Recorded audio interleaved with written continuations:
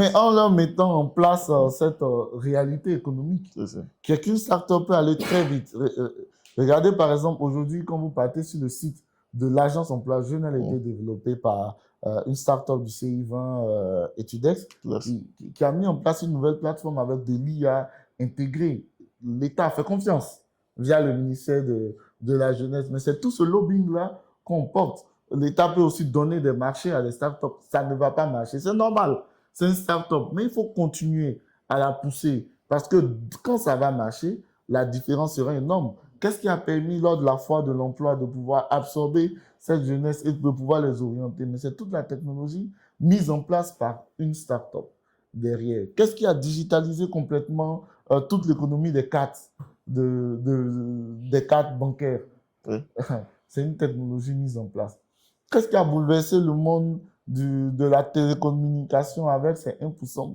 Ce sont des startups qui ont mis ça en place. Mais ces startups-là doivent avoir la confiance de l'État. Nous, la confiance de l'État nous permet d'avoir le cachet institutionnel, mais il faut aussi qu'il soit financier. L'État peut trouver des moyens de pouvoir accompagner des startups à résoudre des problématiques même de l'État. Et donc, c'est ce discours qu'on tient.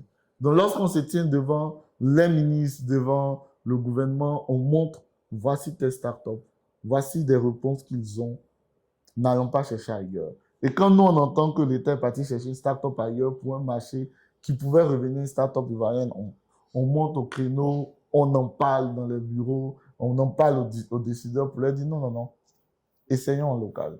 Et c'est que comme ça qu'on pourra avoir des champions nationaux. Super, super. En tout cas, le travail que vous menez aussi est vraiment noble.